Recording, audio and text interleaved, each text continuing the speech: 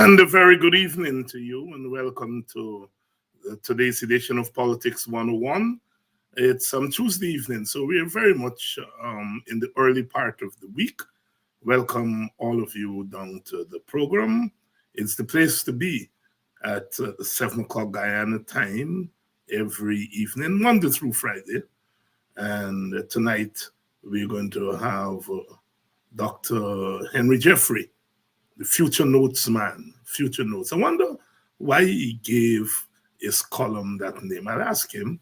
Future Notes. Future Notes. Future Notes. These academics, sometimes they have a way of using these words and terms. Good evening. Good evening to my sister, Danette Booker, who's joining us from Pennsylvania via Buxton.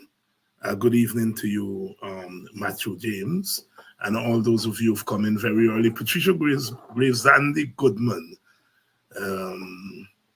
I think this is Denier Samuels. Welcome to Politics 101.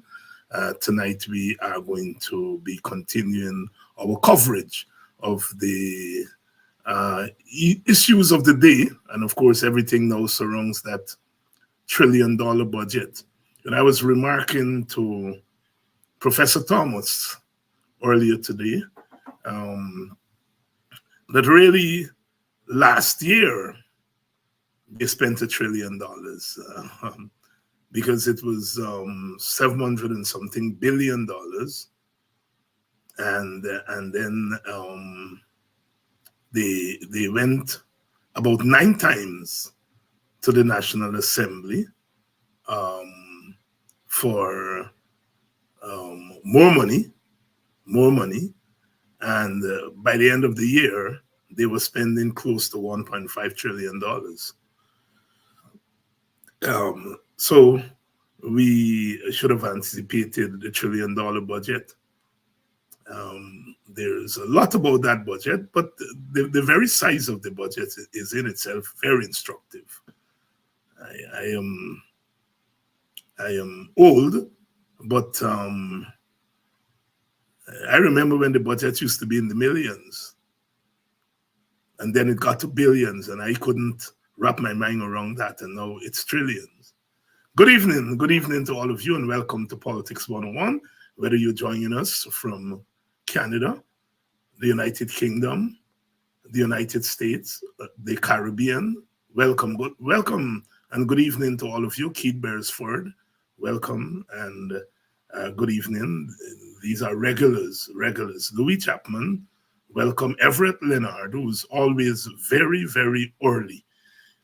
Ian Bino, welcome to Politics 101. A special good evening to the good people of Baracara, and I know a couple of you have been joining us recently because we've been talking a lot about your community, thanks to the exploits of your son, Shamar Joseph, the latest addition to the West Indies cricket team. But really, he has become a global sensation overnight, coming from Baracara and reaching the pinnacle of world cricket.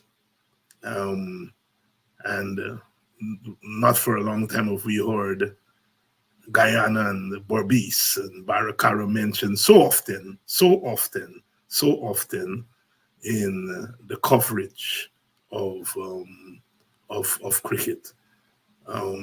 Give thanks for Shamar Joseph and the people down the Kanji River, because Baracara is only one community. There's several communities down that creek, as we called it in the old days. They say river now, but we understood the rivers to be Demerara, Berbice, Essequibo, and Corentyne, and Mahaica and Maikoni and Kanji, and them were creeks, and of course we have other rivers in the hinterland, the Cuyuni River and all those other rivers. We are, after all, one of our nicknames is the land of many waters. Welcome to Politics 101. Rastaman, good evening. Good evening to you. One of my colleagues wrote me to say that our little history of the Rastafarian movement last week, Rastaman, that he had learned a few things that he wasn't aware of in relation to the history of the Rastafari movement. And so it's always good sometimes to have these little discussions, because things we take for granted that people know, they don't normally know. I mean, the Rastafarian movement is one of our gifts to the world, the 20th century, the 20th century. Well, more than the latter part, because the movement started in 1930 in Jamaica with the coronation of His Majesty Haile Selassie, whose other name was Rastafari. Good evening, Orin Newton, watching us from Buxton. As usual, Buxtonians are always in the thick of things. Audrey Brown, welcome to Politics 101. Good evening to all the Rastafarians or Rastafarians, we give a turn. Good evening to all the brothers who have led the way in terms of cultural resistance, taking their cue from Honorable Marcus Garvey, who is regarded as the primary prophet, the first prophet of the Rastafarian movement, because, as we said last week, it was Garvey's prophecy that led to the birth of the movement. Garvey having prophesied in a play that he wrote, and he acted in the play too. And in the play, the major character predicted that an African king will rise in the East. And so when Selassie was coronated, this group of people in Jamaica saw it as Garvey's prophecy. And you may ask, well, why Selassie? Why not any other place? Well, you see, Ethiopia in 1930, up to that time, was the only African country, or the country on the African continent, that was not colonized.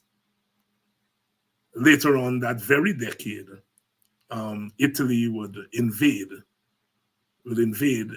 Ethiopia, and a lot of the Black world would organize and rally around Ethiopia, and saw the removal of the Italians. And so when the emperor was coronated in Ethiopia, it was a big deal, Abyssinian as they called it. And I remember growing up in the village and, going to wakes, and I remember the older men and women would sing, Ethiopia, the land of our birth, the land where our ancestors were born. And I remember that song very well. Ethiopia was a big thing, and, Mr. Roseman, we used to say, hold the banner of Ethiopia aloft, hold the banner of Abyssinian aloft. And, you pick up those things and you understand the significance until, of course, you start to read books and you realize, yeah, Ethiopia was not conquered. I remember Mr. Roseman, Gangaram. He was one of the chaps in the village that taught us how to sing at wake, because, wake singing is an art, and think. Good evening to my brother Brian Moses, Buxton, Toronto. Well, not Toronto, outside of Toronto. Years ago, when I went to Canada, one of my early visits, and hanging out with Pudding, who's another character from Buxton. And well, them boys said, we gotta go by Brian. Pudding said, really, Brian? Brian lived far, He said, Brian lived till Albion. Brian lived in the suburbs. And Pudding said, with the box there, Brian lived till Albion. You got to You got a crossbow. Be sure to forget where Brian live. Oh boy, the folk, the folk, the folk, the folk, the folk, the folk, the folk. And as I said, one of the things somebody was telling me about people like the Prime Minister of Antigua, comparing him to the Burnhams and the Barrows and the Eric Williams and so on. And I had to remark that I don't think so. You know, when you listen to Eric Williams and Burnham and them chaps, you know, they had the language of the folk dung pat, and they also had the language of the Anglos dung, and they had the cadence of the biblical heroes that Black people look up to. And when you put that together, I mean, they were remarkable in terms of political communication. You know, Eric Williams, you know, when the Calypsonians get on his case, he said, let the jackass bray. Let the jackass bray. You know, I say that Solomon shall be minister of external affairs. And who don't like it, get the hell out of here. You know, them chaps or something else. The old timers say, you know, Burnham was in New Amsterdam and he waxing lyric and a man passed by a bicycle and Heckley, and he in mid-sentence said, and as fools like that will never understand. Yeah. These chaps nowadays just cuss down and raise up their dress and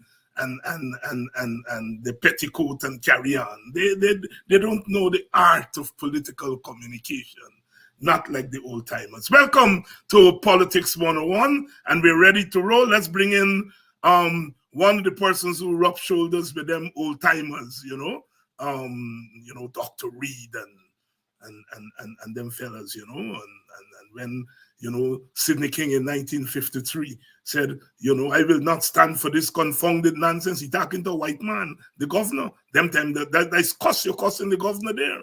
You know, of course,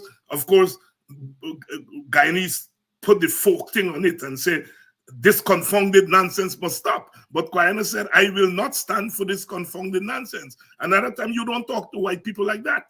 So here was this black man from a village, dark, and talking to the white man.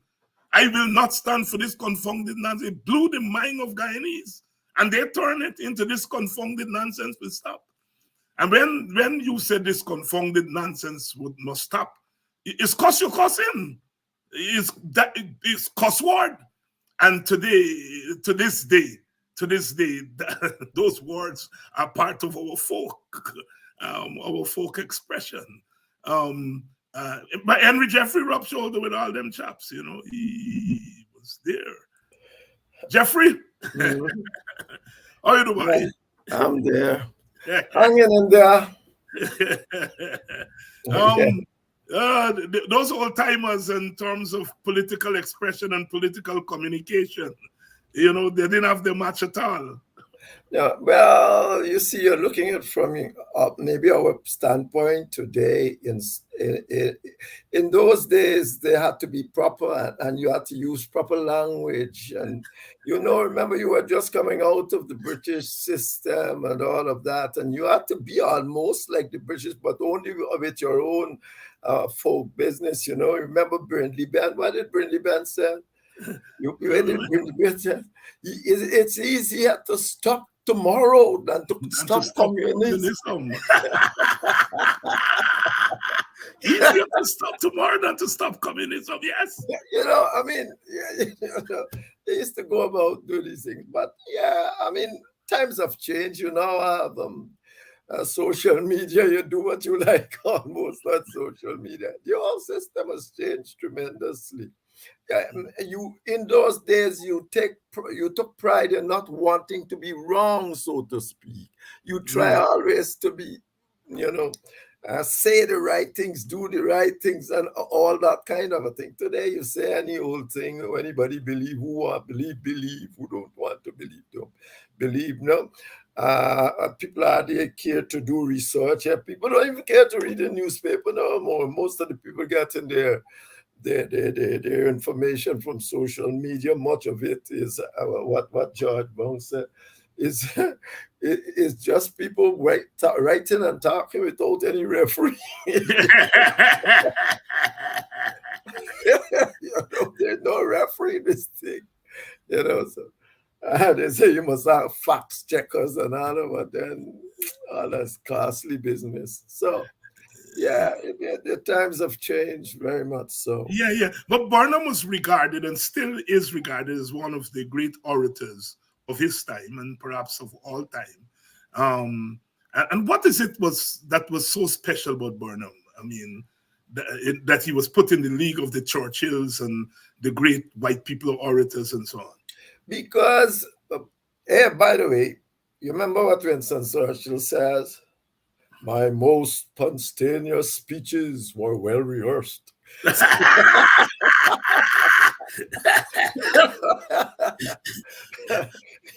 Barnum was a man used to rehearse, What? Barnum had a tape recorder behind his at his back, and he'll read the thing, and it will tape, and he'd go back and say, And it Barnum told me that quote about Churchill. Okay. Yeah, Barnum tell me that quote about Churchill. Guy is sitting there, he's going back. That don't sound right. That don't sound right. I looked it up. If you really want to make a good speech and so on, you gotta do that thing about 6 times. They say. Yes. So effectively, these chaps work hard at doing what they were doing. They didn't just come out, as Churchill said, don't hear my little spontaneous remarks and think they come from, they were well rehearsed and waiting for the occasion to let loose. Yes. And, in effect, what they were doing was trying to bring down colonialism by using the language of the colonialists, the institutions. So they had to master it. Yes, because other than that, something else will start saying you're uncivilized and all of that. So, you have to show, you had at that time particular to show that I'm as good as you, even better, and so on, So, yeah, it was that different. Yes. C.L.R. James, for example, who cherished European literature and European civilization. Yeah. He described himself as a colonial product who was trying to undermine colonialism, but sometimes he's criticized for that, Beyond the Boundary was a wonderful piece, a small book, but quite nice to read. Yeah, exactly. Which is still regarded as the greatest cricket book, but it was more a book of sociology. And it was about cricket and race relations. Good evening to all of you, and welcome to Politics 101 on a Tuesday evening. Dr. Henry Jeffrey here. His latest piece in the Village Voice and reproduced today in the Kaieteur News. Constitutional reform. Don't drop the ball again. Don't drop the ball again. And it's part of his column, Future Notes, which appears in the Village Voice, the online newspaper, every weekend, every Sunday. And Jeffrey, why you gave your column that name, Future Notes? It used to be in the Established News Force. Yeah. Well, I was trying to find a more or less picturesque kind of a way to put over what all of us do.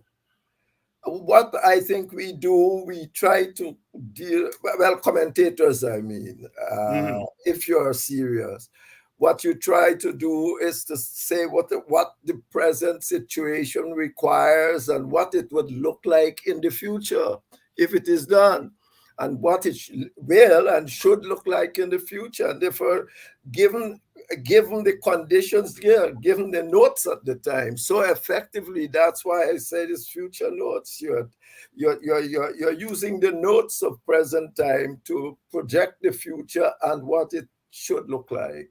Well, constitutional reform, for example. Yeah. You started the column with this paragraph, which I think, and I'm going to read it.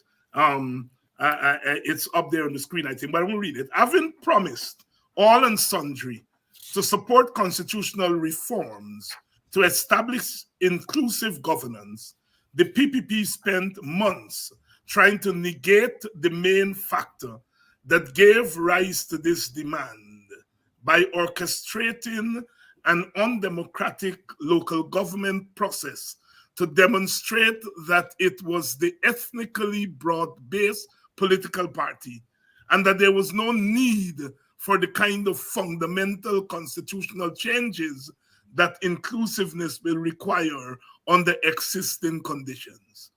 As if his government is incapable of chewing gum and walking, the president apologized for the delay by blaming the recent escalation of the border quarrel between Venezuela and Guyana. There is an observation I want to make before I ask you to expand on that first paragraph. I remember in 1992, when the PPP first came back to office, and I think it was you in one of your recent columns you were wondering how the PPP actually got into power in 1992, because they did not have a majority of the seats. And it was the WPA in Region 8 that actually gave the PPP the seat so that they could have a majority in the National Assembly. Now, there was an understanding that the PPP would have set up a PPP-WPA government after the elections, even though they didn't go in as PCD. And one of the explanations that Dr. Jagan gave was that there was no need for a PCD kind of government anymore, because the Civic, and I think you were part of the Civic, or supposed to be part of the Civic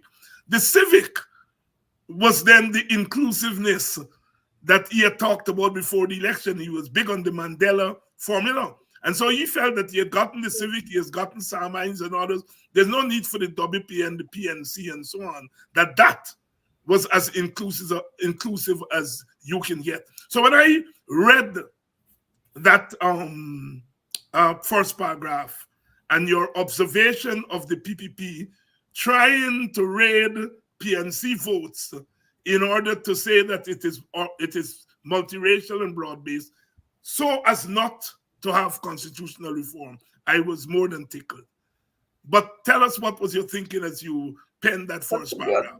But all right, let's deal with the facts here a little bit. But 1992 was not proportional representation. Yes. Well, if you have proportional representation, I don't think that was changed much in terms of the 2000 reforms.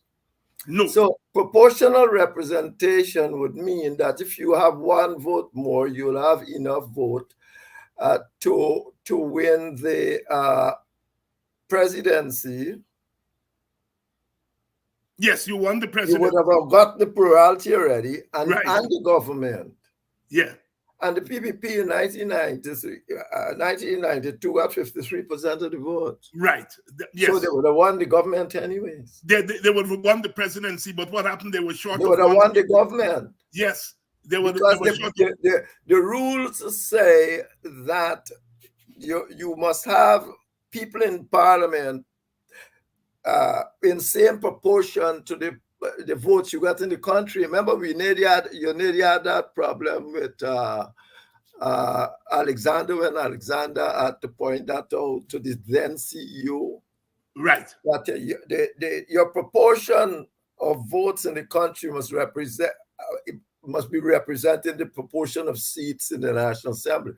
And the PPP at that time, and 53, if I'm not wrong, I mean, forget, 53% of the votes.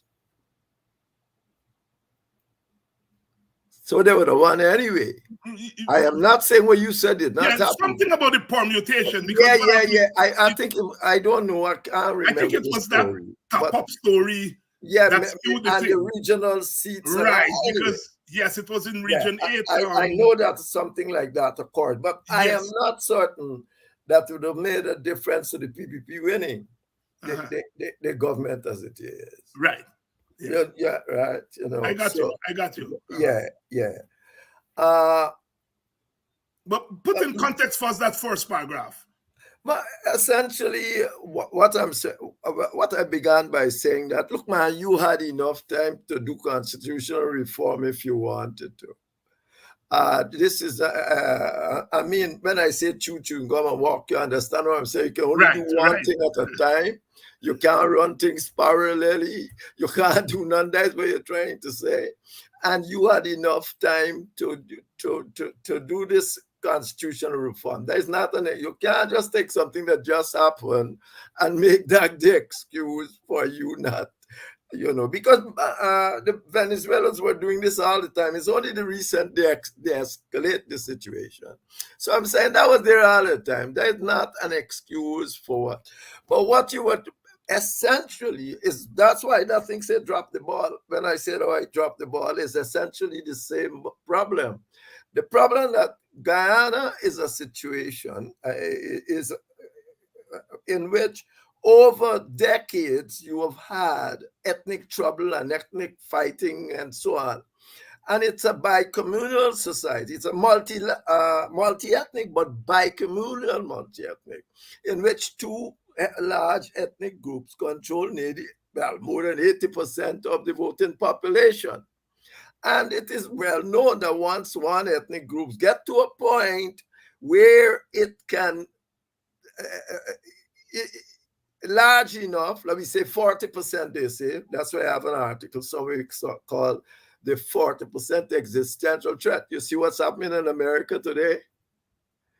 Nothing you can say about Donald Trump seems to be changing that 40%, and America, the polarization and their system.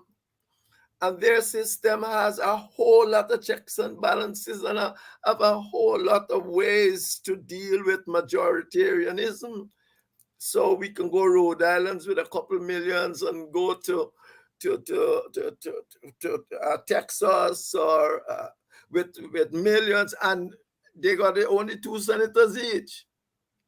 So they had to do all of that to get that constitution as it is. So I'm saying, what brought on this whole thing about constitutional reform and the Yanks writing there saying what you remember first. The Biden administration, its first State Department report in Ghana 2020 said, you have to change, Ghana needs to change that winner takes all system and introduce the inclusive governance. The PPP wanted to show by that local government election, but that is not true anymore. They're still doing it in all sorts of ways, but it's not true anymore. We are really the multi-ethnic party. We have Black people with us and all that, and that's what they were doing. And I said the local government election was undemocratic in the sense that they were buying votes, they were using all manner of things to do just that. And it cannot be that that's the way to run any system, to try to undermine. The United Nations is quite clear on the Declaration of Minorities and so on. They said minorities have a right to their associations. And it's enough for the existing government to try to undermine and overthrow the existing government. Indeed, they're breaking international law.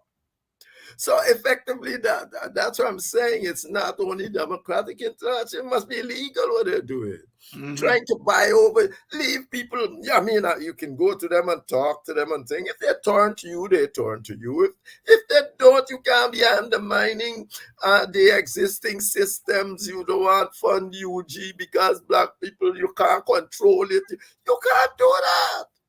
So effectively, you don't want to pay the teachers. You are undermining Black organizations. That is what you are doing, and so on. So effectively, That is what I'm trying to say. So you are trying to demonstrate by local government election, I got control of all the towns and so on. No, I am the great multi-ethnic society. I'm not I'm not racist. I'm not anything like that. The people loves me and that is what they were trying to get at then. So they don't worry, but it failed. So here we are now. Yeah.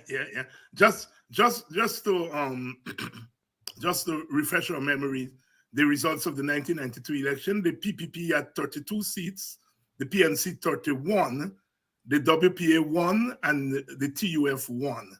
So that is the 65 that it came up to. So the PPP depended on the UF and the WPA for a majority in parliament, but of course it won the presidency fair and square, right? So that was beyond, but it had to do with the regional permutations. Yes. Yeah. Now, Dr. Jeffrey, why the PPP doesn't want constitutional reform? The PPP is not at this stage is not against constitutional reform. If you did have constitutional reform in the 2010, look what it brought. It brought anything? What? Nothing. I mean, because as I said in the next part, I think is a next paragraph there, that Hoyt dropped the ball. Dropped the ball, right. Yes, because he did not understand what we were just talking about there. He didn't take it seriously. You see, when you are brought up in the British system, you know, the British system is not a written system. Britain don't have a written constitution. Much of it is just a custom and practice and all of that. But when you got ethnic fighting, people don't care about all those customs and practice because it leaves you can do anything you want. Look what the PPP is doing now. And they're not doing things illegally, so to speak. It's not illegal. They are just going and allowing the leverage that system offers. They can almost do anything. You know, practice and custom would say, boss, before you get a budget and all these sort of things in the British system. The British budgeting start a year before and now. Well, I point that out. Not in Suriname. Yeah, not only Suriname, but look at international best practice I pointed out there. The international best practice that in no time should this course that they are going to start maybe a month, today maybe, be less than 3 months. Because you got to give people an opportunity to come and talk as in Suriname. That is the international best practice. In Britain, the system starts a year before. And that's why when I pointed out to you that they have they are given good ratings in terms of their democratic outcome. But you are not. And because you got two ethnic groups struggling for power for decades, the party in power can almost do anything it wants. Indeed, let me point out, I'm saying this, I'm not saying this for the thing, but like if I'm talking only for the PPP or thing, what happened with the deputy speakership? Yeah. PNC came to government. That's a tradition that the opposition should have the deputy speakership. I wrote about it at that time. I said, this is not good.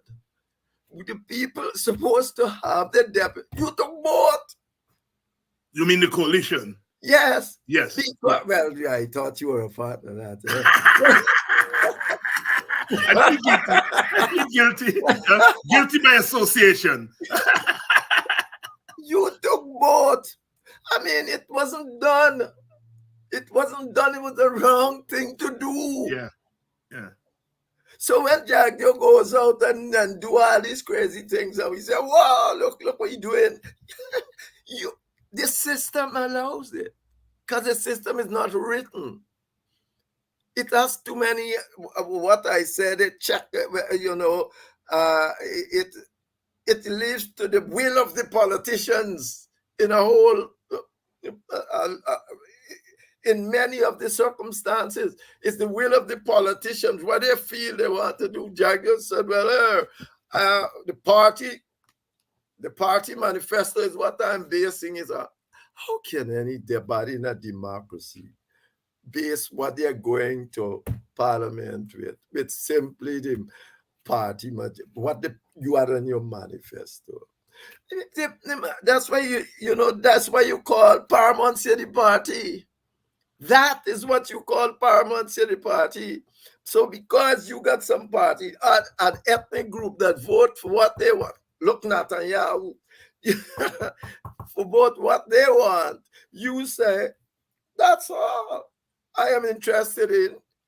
Yeah, but certainly British Constitution is not that way done.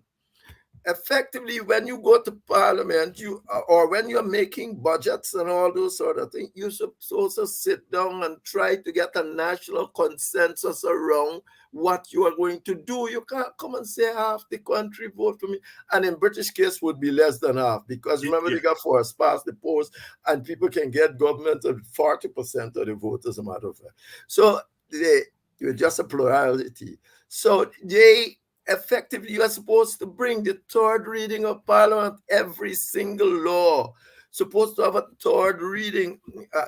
Jay Gannett said that no bill with more than 6 pages should just go through in the first stage. In the second reading, you got all these reading at the same time, except in the first, of course.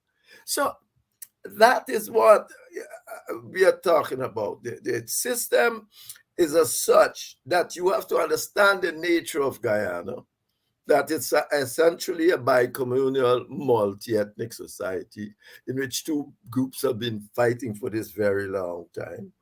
And therefore, unless you can write down what you want in a constitution clearly, one group gonna try, once somebody in power, they want to try to take advantage on the other. That's not in power. And they're gonna use all the leverage this open kind of British system allows them. Mm-hmm. Mm-hmm. Yeah, and you made the observation that in the reforms of 2000, the PNC dropped the ball, largely because of Hoyt, because they were some of the young Turks, Aubrey Norton, Vincent Alexander, and so forth, McAllister. They were very big on power sharing, shared governance, and they had put out a document. I remember Hamley Case was also very big on power sharing, and I was part of that discourse on the WPA side, and used to be so frustrated with Hoyt because he referred to it as protean and horse trading. And I remember he used to be complaining to Hamley, who was close to him. And Hamley used to console me and saying the same thing that you said, that with a person like Hoyt, so steeped in the British tradition, you just couldn't ram the thing down his throat. By 2002, to his credit, he came around and said power sharing is an idea whose time has come. But by then, the constitutional reform was over. And there was nothing in there. And you, Jeffrey, were instrumental in trying to make good on Hoyt's promise, because you initiated a dialogue between the two parties, and you all, I understand, almost arrived. Almost arrived. Until Janet Jagan arrives. I know Robert says it's one of the most disappointing aspects of his political career. Yeah. Up to now, he blames me for it. He blames you. I don't understand. He blames me. It's like if yes, myself, Granty Rajan too, because Granty was the man I like. Right. Used to drink and things. So I used to say Granty was happening in the place and so on, and we get it going. And the thing work out. It's not Jack, break up that thing. I mean, he was president, you got to call it blame, but it's not him. I tell you 100% sure is that. It's not Jack Deal. No. No, but, Yes. but that was no, it wasn't him.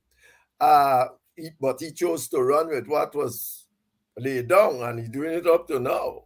Yeah. So essentially, it's his responsibility and all of that. But essentially, yeah, that I thought that there was a way for us. And remember, there was the time when the PPP was a PNC was out of parliament and protesting, and we said, look, this can happen. And we thought we had it happening. For the last day, people sat there. We sat in that room until about 4 o'clock in the morning. Yes, so I heard. 4 o'clock before Corbyn and Jagdeo would sign up. Both parties saying, he said, and Corbyn saying, but if you only go to our party with this thing now, it's done. Because people gonna find so many things to criticize. Because remember, this was this was the party elites doing this, and in this kind of thing, it's party elites. Yes. Got to do this, a elite business here. Because anytime you take all the documentation back to anybody, if you bring to me, I can show you plenty things that can change, can this and this. And it will last forever. So they sit there till 4 o'clock in the morning, and then you got to come back for cabinet at 8 o'clock. So but that was that. Your observation is on point, because I'm not telling tales out of school. I think we have a good audience on this program, and a lot of time my own views are in sync with most of the audience. But I realize that whenever I get to talking about power sharing and shared governance, I lose 3/4 of my audience because of the experience in recent times. Yes. A lot of people who would otherwise agree with our outlook when it comes to power sharing, no, Dr. Hines. I think there's a sense that, put it in raw terms, a politics of revenge, Well, given the way the PPP is beating up on supporters of the opposition. But you see, yeah, go ahead. The other side got the same quarrel. They're gonna say you what 7,000 Indians got knocked off a morning and they couldn't do nothing. You can write where you like about Ghana. The other side got a similar story to tell. It's not a thing. I think one of the problem with what happens is that you might know John Rex. He was a South African professor, sociology. Yes. He was my friend. Familiar with his work, yes. Yeah. And he claimed that largely Black people are defensively racist. They are not superiority racist. They believe I'm better than you, that's why, anything. But if you mess with them, they are very defensively racist. And I mean, they'll fight you down, they'll do any old thing. And I think that's an expression that perhaps you are seeing there, that when they look at the PPP, look at what the PPP is doing now, and what their history as telling PPP has done in the past, that they are saying, no, but what else? You want to run the Indians? You want to think that you must take reign now and run the Indians? That is what you're saying. Just like Netanyahu is saying no. And that's why you see this thing. Ghana might not have got to the stage of Israel because it didn't start at such a bad stage, because largely Chedi Jagan was moved out of power because of containment and communism and all of that. Remember, on the other hand, is the Israelis come from all over the world and push the Palestinians out of their land in 1948 under British rulership, because British had the UN agency to look after the thing. So it's a different kind of thing. They start bad from the terrible worse than us in the first place. But it's the same thing, Netanyahu. We don't want one state solution. Well, what you want? Yeah. What you want? You Yeah. want to chase all the Palestinians out? You want to keep the ones that they're in an enslaved position? It's not going to happen. Right. And the irony of that is that one of the strongest case that that the Israelis have is that they are Arab states and Arab groups who do not want to see an Israeli state. And to hear the Israelis themselves are saying they don't want to see a Palestinian state. Well, you see, Hamas used to say that, but Hamas switched a bit and started talking, up the possibilities. And I'm not certain there's which state? Iran? I don't know Iran saying they are the Hutus or whatever you call it. No, I don't. It's this dogma, and that's why when people tell you, people say another thing. If we get in coalition with this group, you can win, we can win them, might collate with us like WPA or your party or whatsoever. But is a coalition got what's his name doing what he's doing? It's the right wing he decided to collate with. Yeah. Because they are the only ones who wanted to collate with him. And now we can't swing from them with all this killing and murdering that happening down there. It's wrong what's going on down there. No question about it. I mean, you might see a piece I wrote. I said, look, the Israelis deserve a state for themselves. Because effectively, since 1066, since Edward, William the Conqueror take England, they were killing people and doing all sort of things. When they invited the Jews to come, William, which a Frenchman, invited the Jews to come to Britain. And before you know it, long, because people get jealous of them because of how they get well quick and answer. And they start making up a whole lot of story about how they're doing Obia. When our thing. Blame them for all the bad things in the world. I blame them for everything. Yes. So we got to have shared government because there is no other way. Is that or you want the PPP to run you? If for instance, if the PPP join up with a little group and they end up with the majority. They got a right to rule.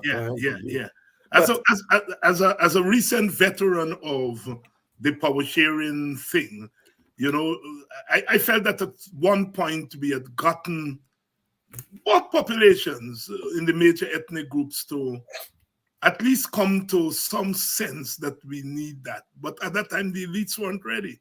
Yes. And now... Well, I think the people still... PPP invited me to talk about power sharing at Freedom House. I went, and the audience I thought the audience was quite receptive. It's elite. It's the elites, the elites. Because I think if the PNC come out full-throttedly and said, we are for power sharing, I think the supporters will come around to it, right? I think so. And I think if the PPP were to do the same thing, but they're making calculations. Because if they had done that, if the PNC had done that and carry out his manifesto promise, where you wrote things in this topic, if you heard Heinz, how he's explaining what this... Yes. when Heinz get the phone out, none of that. I mean, to be fair, we the WPA fought to get that power sharing thing in the manifesto. We fought to get things like ethnic impact statements in the manifesto. But once we got power, you're a small party, and the big party decided, although in fairness to Granger, he did reach out when he first came in to the PPP. Moses. But then he nominated Moses. He said Moses. How can you possibly? What you should have done with Moses, and that would have been better. Let Moses actually chair the cabinet. That's what you should have done. Because effectively you agree with the AFC for that to happen, and that can't be anything wrong with that. I mean, it's no use to introduce constitutionality when you're dealing with people and the constitution allow you. Jagan used to allow all of us to chair cabinet. Anybody used to do it, rotate. Everybody got a time. Nobody really want to do it. But I think the PPP used the Moses thing to get out of it, because I remember running into a big PPP man who's still big, and I don't like to call people there, running to him at cricket. So I said, man, you know, in the presence of my friends who were with me, and he had a couple of people with him, and I said, man, why you all not into the constitutional reform? And he said, David, we had the time, and we feel that the coalition come in, and it's their chance. Let them go for, let them show what they can do. So I realized then that they weren't interested in any constitutional reform power sharing. Later on, when we saw what happened, what played out in the 2020 election, we learned that they already had their plan to regain power. Well, but they didn't have. You think? Well, you see. If you think that is a PPP plan, get rid of John, that is definitely not so, in my view. All right. You know, I don't believe so. The PPP didn't have that plan. But we know what's happened. Other people had it planned for good. All right. And the first shot is when you want to get rid of a politician, what is regime change 101? Call the opposition. Call the opposition. And that's what happened. But it would have been a different story if he had done, he could have done all sort of thing to make the WPA, the AFC, a more viable thing. Let Moses run cabinet. Now, what do I do with it? Moses and cabinet can do it like you're still president. Yeah, indeed, go and take a rest. You need rest. So let you do the cabinet. But at that time, you know, you chaps were very, Moses. Oh, indeed, you were thinking about throwing out the AFC altogether. And you lot, you was irrelevant. When the election come now, you there walk around the country trying to tell people, oh, please pardon them. Yeah, that was quite an experience. I hope that we have time to really write on that period, because there is a lot of lessons to be learned from that that interlude there with the coalition, because I think we just didn't know how to do coalition politics. I think we just didn't know. I mean, we the elites, and you know, although some of us had a different view, we all have to take responsibility for the outcomes. Yeah. I know. I agree with what you're saying there, but I believe that it's the same dilemma they face right now. Mm-hmm. The Americans come out. These people got a war now in this world. The struggle is between democracy and autocracy. Nowhere has this population permutation that we have in Guyana ended up good outside of power sharing. No. Mm-hmm.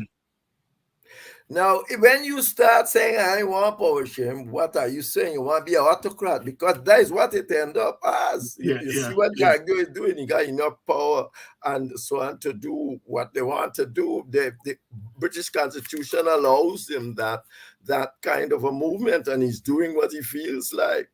Now, and nobody wants autocracy. Guyana is its rate is as an autocratic country. They say it's an elected democracy minus. So effectively, nobody, and the first thing they said clearly to all and sundry was this winner takes all system has to change. It is something you should press them up.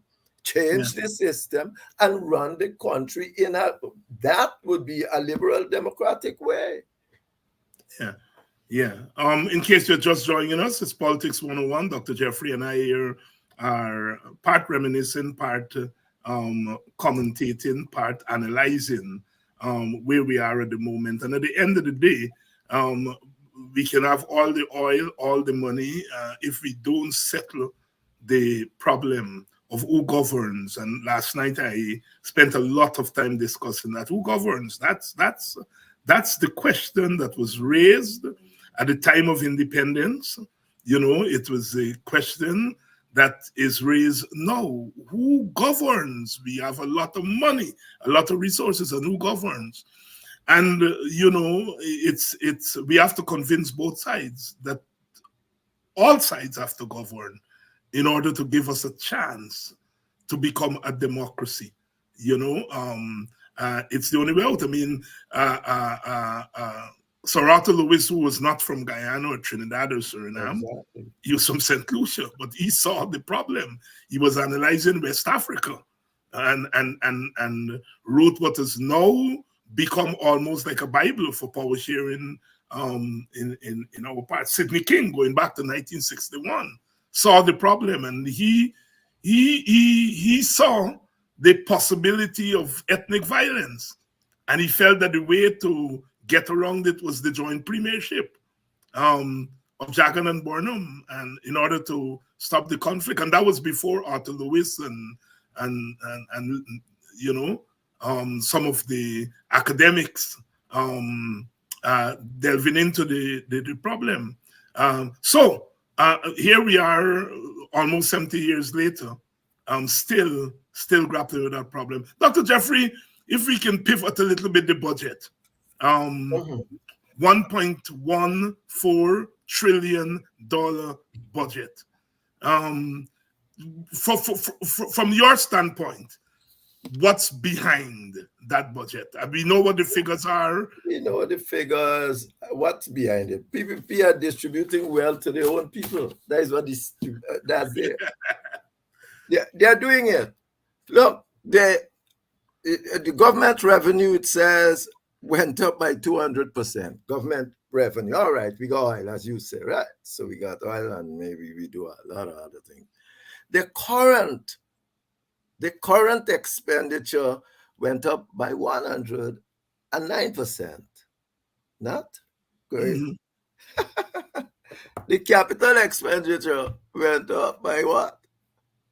900%. Wow. Who gonna get all these buildings to build? Who gonna get all these things? Where these people? Indians got most of the infrastructure and also this in this country. No, you gotta live with that because it ain't not illegal. It's right. It's because you are not at the table. Yeah. By the time, yes. You have to be at it 900%. No, you're right. I mean, the business infrastructure is in the hands of Indians, and exactly, you can't quarrel with that. That might be somewhat historical, but the PPP been in government for 30 years. They do nothing to try to change it. That's right. Nothing. And so yeah. Once you see that, you say, what were you talking about? But that's what they're doing. That's the intent. And everybody knows it. As you pointed out, after all the debates this week and half of next week, the PPP will change nothing in that budget. They are not required to. You have no system to make them change anything. They're not breaking no laws. It's the law you have in place, and the law Hoyt and company left in place because they didn't grasp the nature of the system you have. Those who are saying no shared government because they don't understand the system, so they're going to wait outside for all this time. And when you are in this situation, you have a greater thing to rig election, because if you're out, you're out. Yes.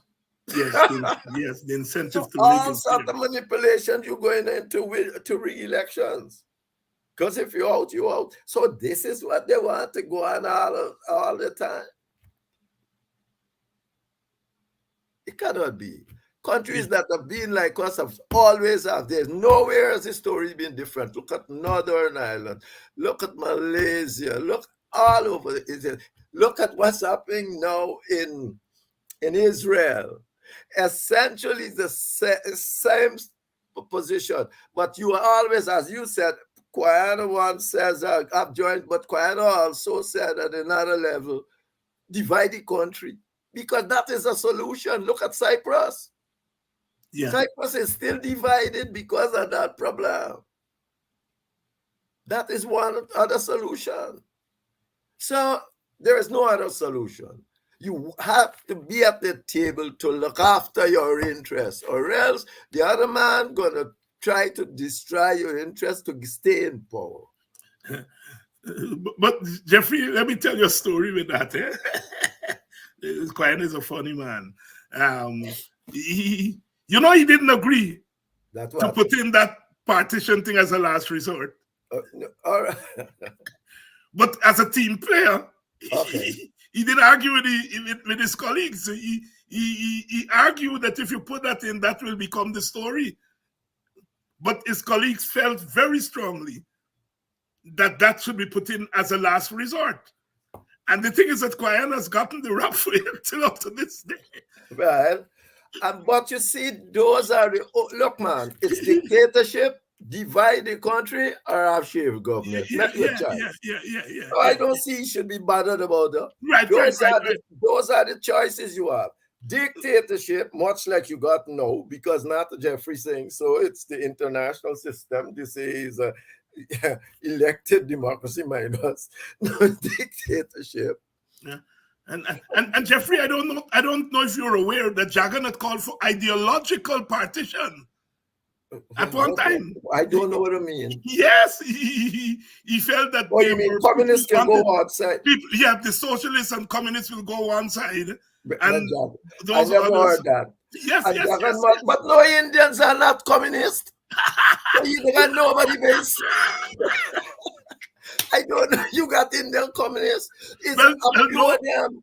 And then around Jagan and his thing. Indians are more capitalist than thing. Yeah, but I was making the point last night when after the second split and Rory Westmas and Carter and Kwayana left, C.R. Jacobs and Biari, the capitalists came into the Communist Party. What? They weren't driven by ideology, obviously. No. But that's what I'm saying to you. I mean, that must be when he was in one of them gaffing mood, because I can't see, and how come I never heard that? Yes. I know I'm not denying he said it, but I know, because it wasn't a big deal at that time, because it was so impractical. And it's my colleague Nigel Westmas who dug that up. He's a real archives man, and he dug that up. And then of course, when he dug it up, Kwayana said, well, I always knew that. But well, now we know that Chetty wrote letters to the communists offering Guyana to be the point man to bring international communism in the region. Yes. Yeah, we know that now. We used to say, oh, they were wrong against Chetty and things. But if he can't be talking about democracy and want to introduce a thing with no democracy, what democracy? We proletarian democracy under Stalin. Is Stalin? He wrote that thing too. Mm-hmm. He sent it to the communists. Stalin was there at the time.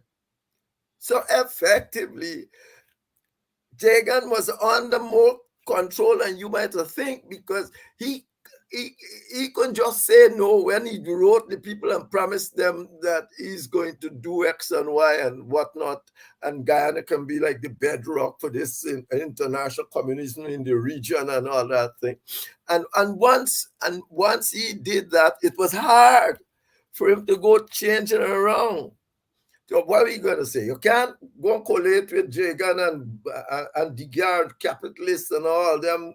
What happened now? Like, you stop being the bedrock that your father is going to be. So he couldn't do it. Right. But you know, David, there's a more important element of this thing that still haunts us today.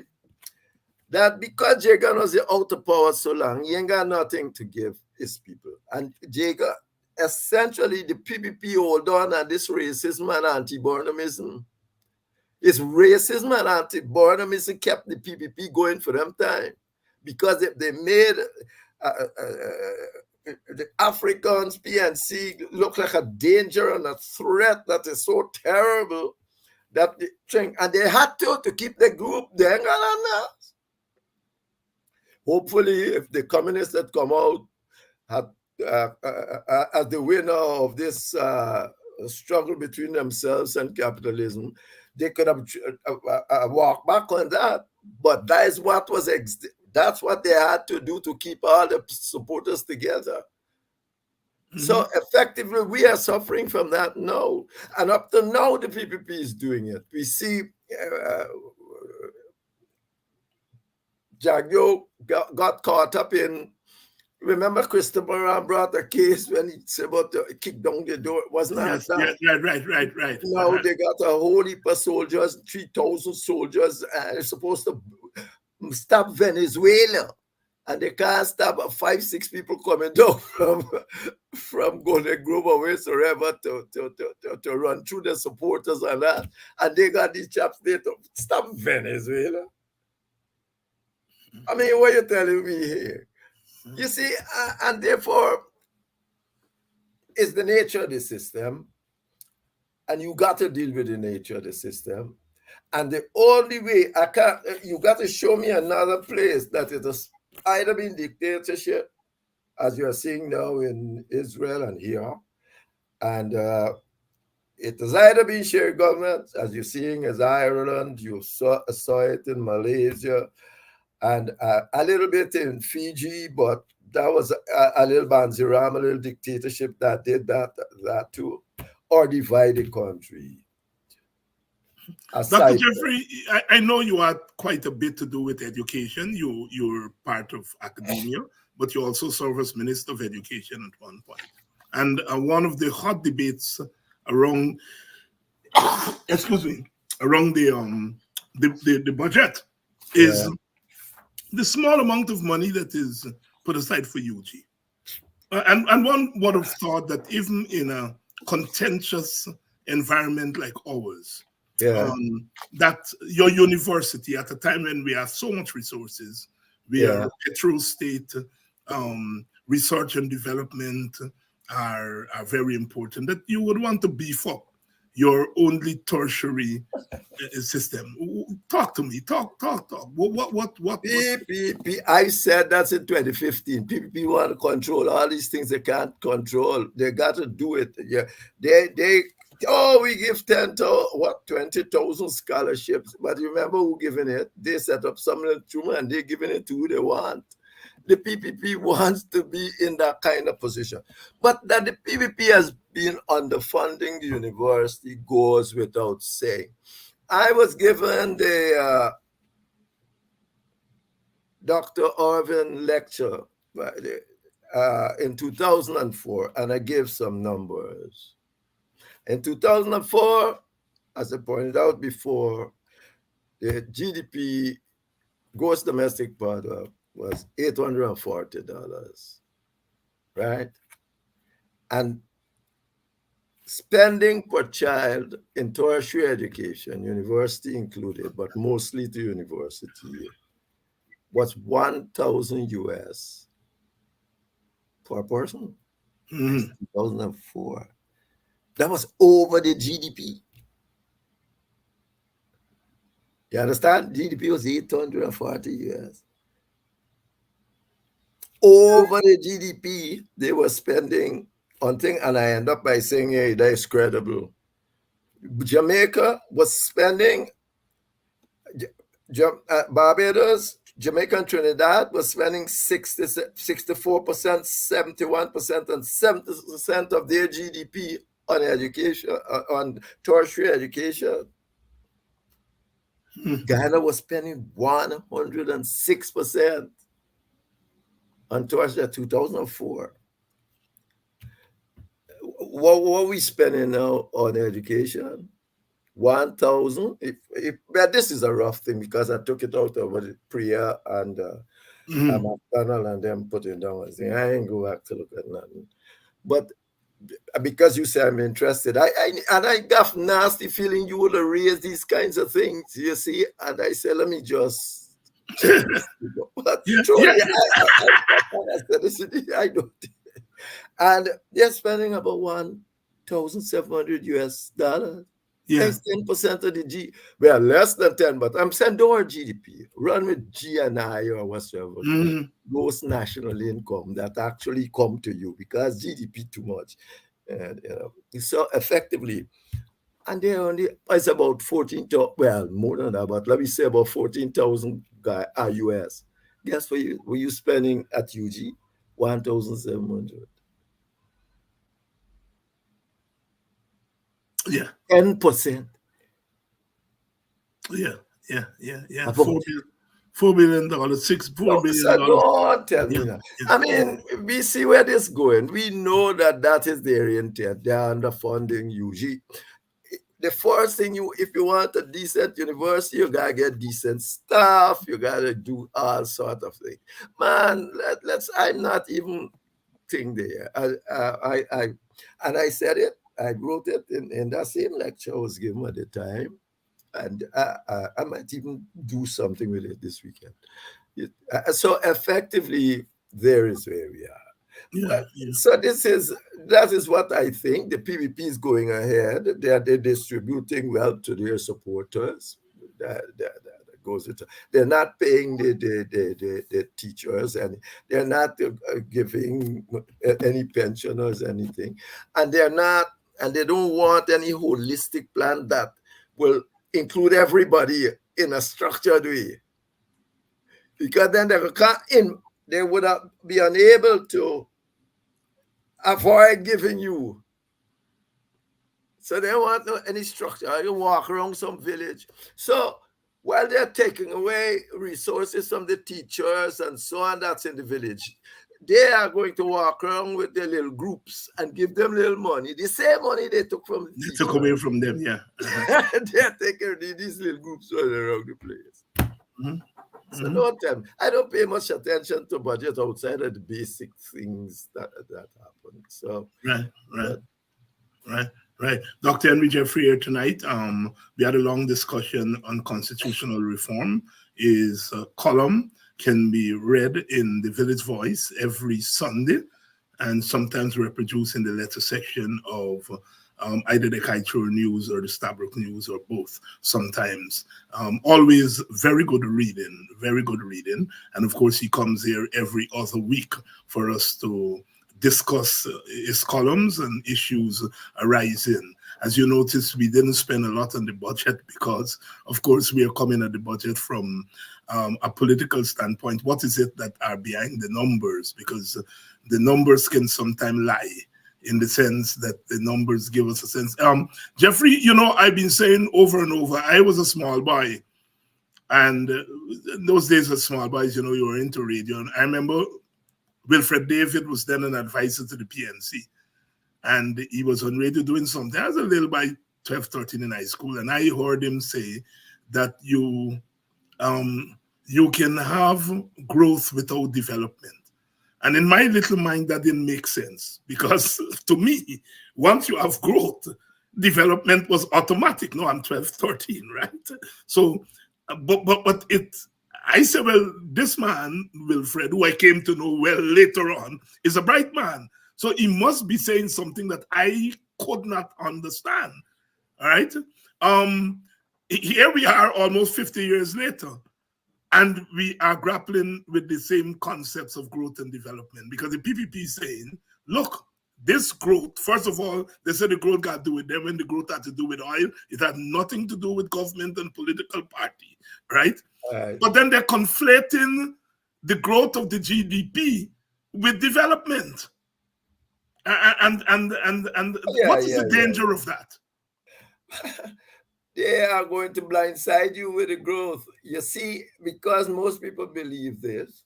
For instance, Singapore is a well-developed country. You notice they're talking a lot about Singapore being like Singapore. That Singapore is one of the most developed economies in the world. But guess what? Singapore is below Guyana in democratic participation. There you go. Guyana is a elected democracy minus.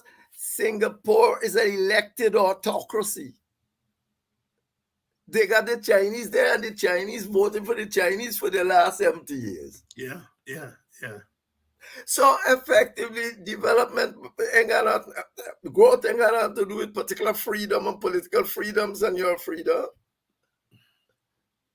It's all sort of other thing. I mean, you can be totally unfree in a economic development situation. China, Soviet Union at Yeah, one time. So I mean, yes, I mean, yeah, yeah, yeah, but yeah, they yeah. want blindside you with the growth. Hmm. Oh, look, we are spending a lot of money, but you go on, your freedoms are all disappearing, and but it's never gonna disappear because of the nature of this society. It's like the Israeli, thing. It never, because people here fought from slavery for their freedom, and nobody are taken away for no growth because we can have both. That's right. And Dr. Jeffrey, what a note to end on, because I think that is very instructive. I think there are some people in the elite and probably some of our brothers and sisters in diaspora who are beginning to feel that this thing is sustainable. The PPP will continue in this forever, and Black people taking blows and then thing, right? And I have made that same point you're making. No people who endured and eventually overcame slavery and colonialism gonna take this kind of thing Yeah, treatment for uh, no growth. for growth and a little small piece. What a note to end on. Thank you very much, my brother. And Yeah, I'll see you. I'll see you in 2 weeks. And Dr. Henry Jeffrey's column every Sunday in the Village Voice. I want to thank you all. Growth and development we ended on, and I'm going to have Professor Clive Thomas here tomorrow night to deal with this whole question of growth and development. And I think on Thursday we are having Vincent Alexander and Eric Phillips. We have had Eric on for a long time, and we're going to be talking about development and growth from an ethnic perspective. From an ethnic perspective. So I want to thank you all, as usual, for staying with us and holding the struggle, because the struggle goes on. The struggle goes on. And where we ended tonight, because I've had a little myth with some of our supporters. You know, when I made the point in Kedaki's program last week or the week before, that Black people may be beaten up, the PPP beating up on Black people. But I don't think that Black people taking blows, because to say you're taking blows is to say you're being knocked out. I think Black people are being knocked down sometimes, but not knocked out. No people who underwent that slavery and beat it, is going to allow themselves to be buried by this regime in power. It's not going to happen. It doesn't mean that we don't have to fight more. Yes, we have to fight more. I'm not saying that we shouldn't fight more. We should just sit down and things are going to happen. No, you got to fight. And I agree that we probably are not fighting up as much as we should. But I am saying my study of history, my study of the sociology and the culture of African people says to me that in the not too distant future, this is all going to unravel. Maybe in ways that we may not like, and that is what people like myself and others are trying to massage. Because we have had our dooms. We have had the 1960s. We don't want that again. We have had the problem with the escapees from prison and what happened from Buxton 20 years ago. We don't want that again. And so there are people like us who are trying to massage the thing and trying to keep the thing together. But when the PPP is behaving the way they're behaving, every time I hear the crack of a whip, my blood runs cold. When they are cracking that whip, I tell you, when Black people hear the crack of the whip, their blood run cold. And when the road run cold, it's a different story. And the blood of black people the blood is running cold. Because they're hearing the crack of the whip every day. Every day. Every day. It is not sustainable. The outcome may not be what we like, and God forbid. We don't want to walk those roads again. We don't want to. But one thing I know is that this is not sustainable. Let not your heart be troubled. Neither, you all know the Bible better than me. Let not your heart be troubled. Neither, and you all know how to finish it.